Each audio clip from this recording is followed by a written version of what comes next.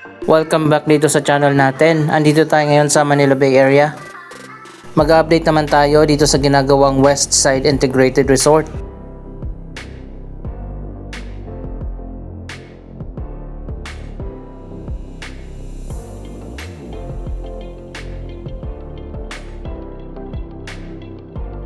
Ayon pa nga sa latest update, nasa 75 to 80% na natapos ang proyektong ito.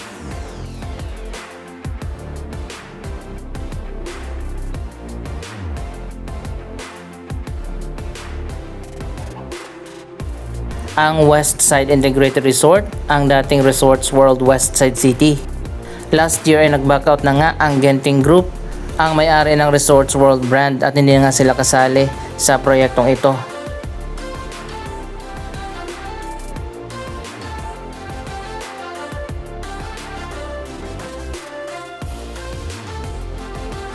Kung babalikan natin, ilang taon na nga na under construction ang bagong hotel and casino dito sa Manila Bay Area. Nagkaroon pa nga ng delay sa proyektong ito dahil sa pandemic, pero ngayong 2026 tuloy-tuloy na ang progress sa bagong proyekto.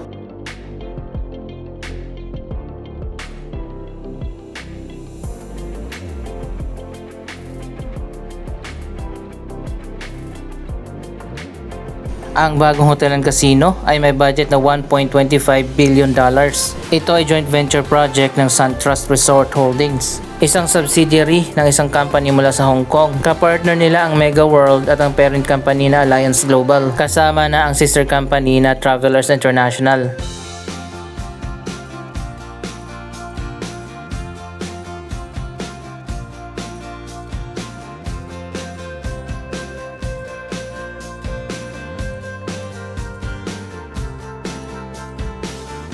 Kung hindi ako nagkakamali, ginive up na rin ng Alliance Global ang 50% na shares ng company dito sa Hotel and Casino Project.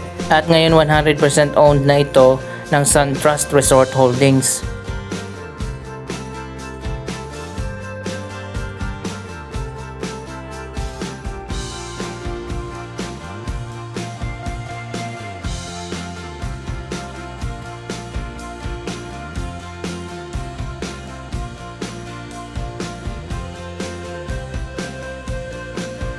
Naitayo na nga yung casino building, pati na yung dalawang hotel dyan sa taas.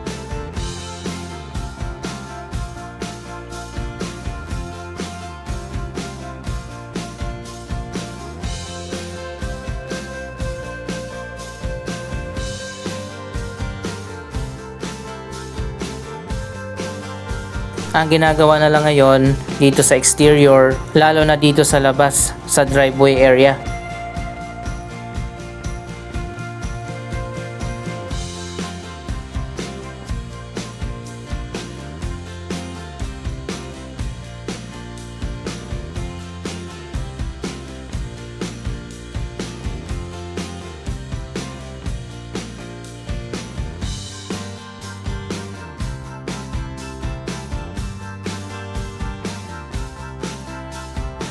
Nakatatlong beses na nga na mailipat ang opening nito. Sobrang delayed na rin ang proyektong ito na dapat ay nag-open na last year.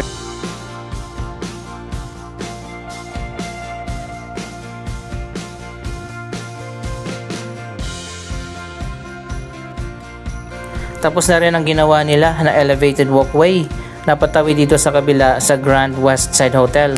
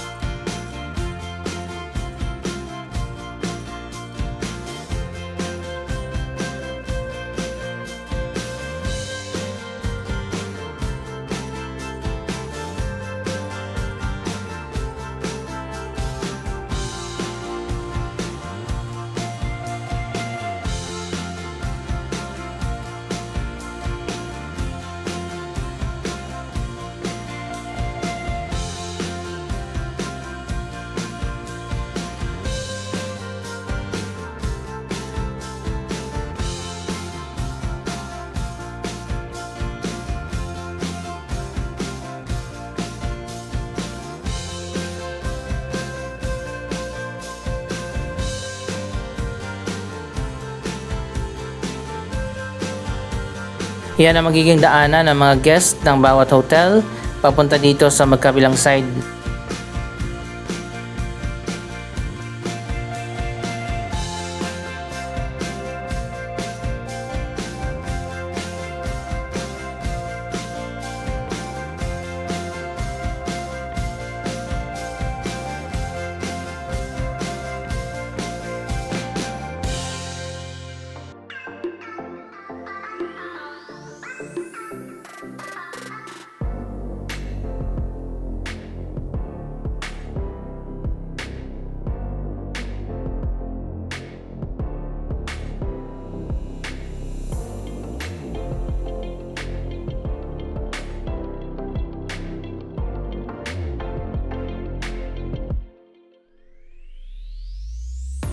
Tapos na rin yung mga bagong condominium dyan sa likod ng Grand Westside Hotel. Ito ay bahagi ng Westside City Development ng Mega World. Katabi lang ito yung Entertainment City. Ilan sa mga unang project nila ang Kingsford Hotel.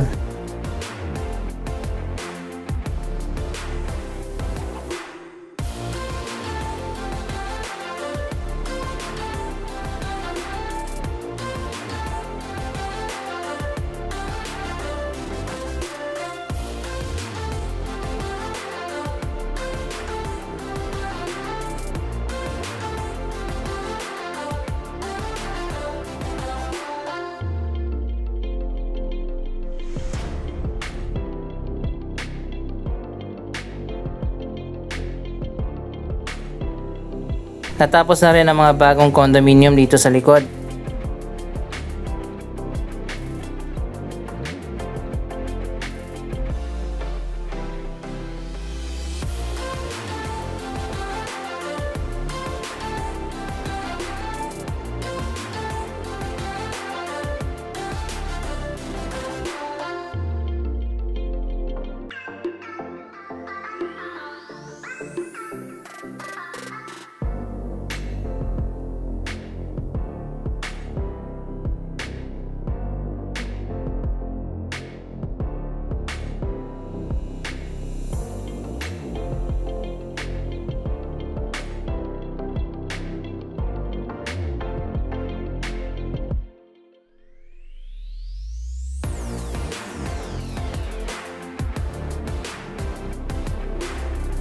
Ayan, malapit lang yan dito sa Okada, Manila.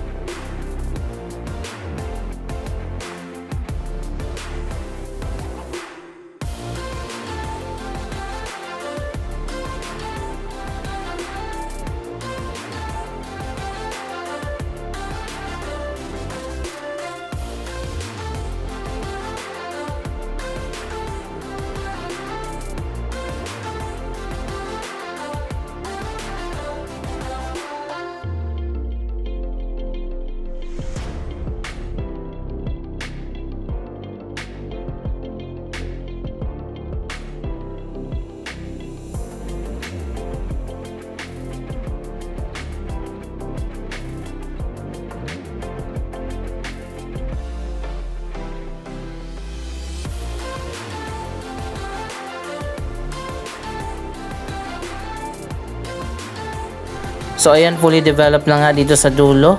Naitayo na yung ilan sa mga condominium.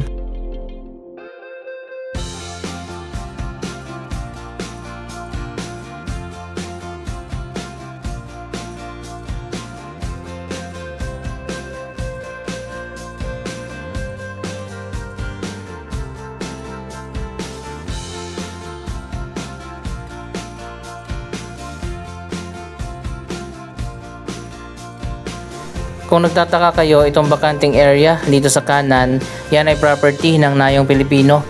Dito sana itatayo ang isa pang mega resort and casino na hindi natuloy.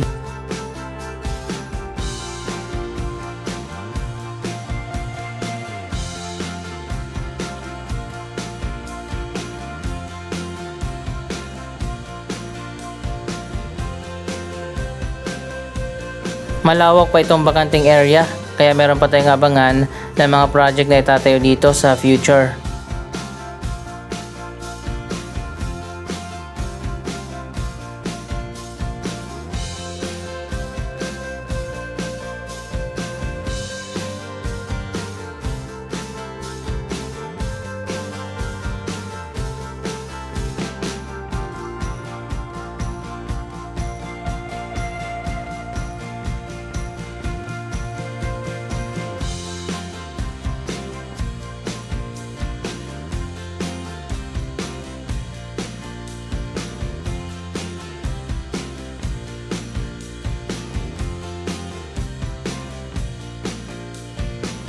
By the way, ang Grand Westside Hotel ay magkakaroon ng rebranding. Nagkaroon na nga ng signing of agreement. Ang magiging bagong tenant dito ay ang Movenpick Hotel.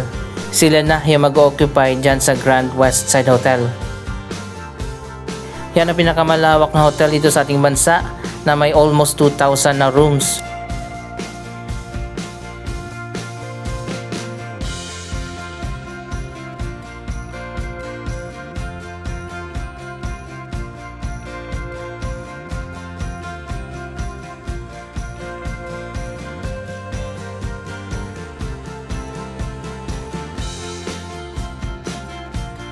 So ayun guys, tapos na rin dito sa likod ng Integrated Resort and Casino.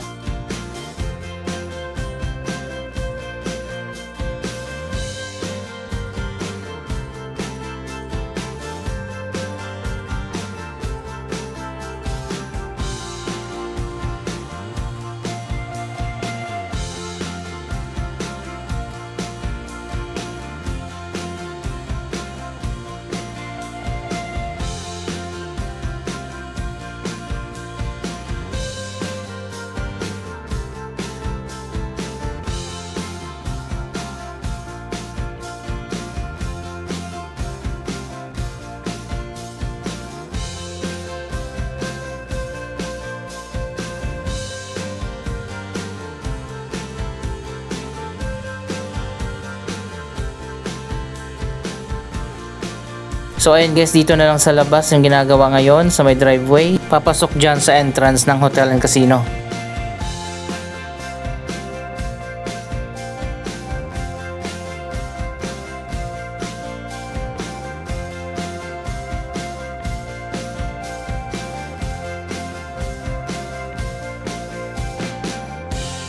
Sa ngayon wala pa ring official date kung kailan talaga ang opening nito.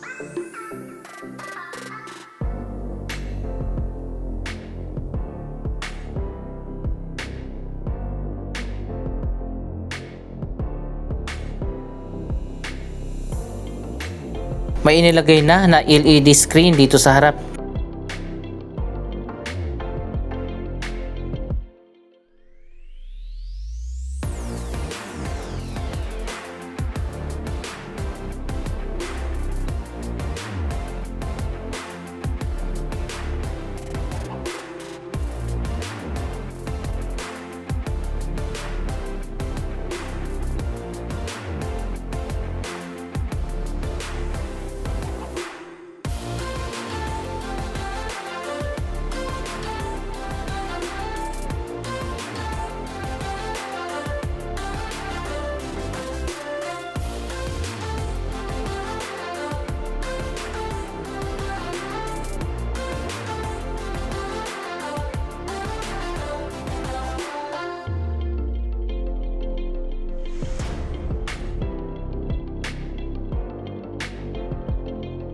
Doon sa dulo magkakaroon pa ng shopping center at meron pang theater district.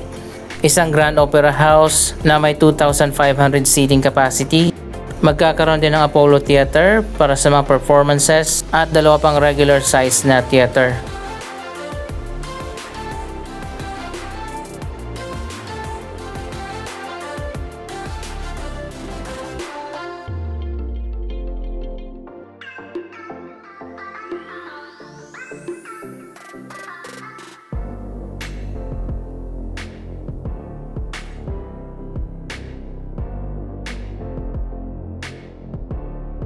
Ongoing pa ang development dito sa dulo, malapit sa likod ng Ayala Malls Manila Bay. Abangan na lang natin baka this year magkakaroon na ng grand opening ang bagong Westside Integrated Resort. Anong masasabi nyo sa proyektong ito? Mag-comment lamang dyan sa baba ng inyong mga reaksyon. Maraming salamat sa inyong panonood. Huwag kalimutan na i-like, i-share ang video ito at mag-subscribe. Thank you for watching!